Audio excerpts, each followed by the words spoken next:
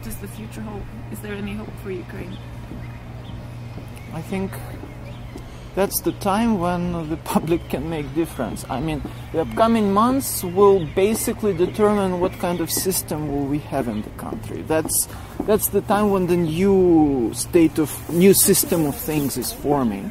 So I think with the civil society, which has greatly developed over the last 4 months during the Euromaidan events, I think I'm not gonna be very illusionate about what's going on. I don't think new government is much better than the former government, but I think at least that the public now has the chance to influence things, and so I think it's to a large extent up to the civil society now.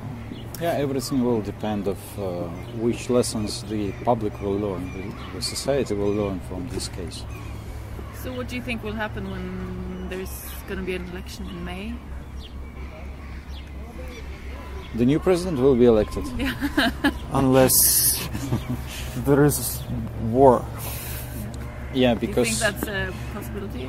This is still unclear what will happen with Russia, because Yanukovych is escaped to Russia, and he pretends in his interviews and press conferences that he remains the legal president of Ukraine, and that actually reinforces the Russia to so-called guarantee the rights of and rule of law in Ukraine.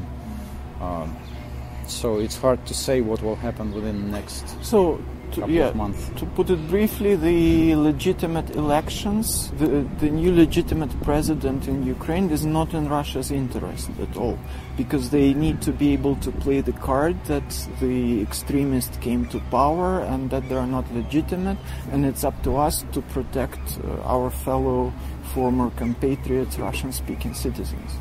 So I do hope that the election will take place. That's the most important thing. So what's what's the best thing that can happen now? The best, your personal... A lunch? Lunch? No. Yeah. Yeah. Okay. No. What? No, like your personal vision for Ukraine. What would that be? Like. Just a normal country. I mean, so many people got killed those days that it's sort of, we owe them a good country to this. I think sounds a bit naive, I think, but that's to put it simply. We need to have a good country, because otherwise it would have been just terrible. Yeah, I think the people would deserve the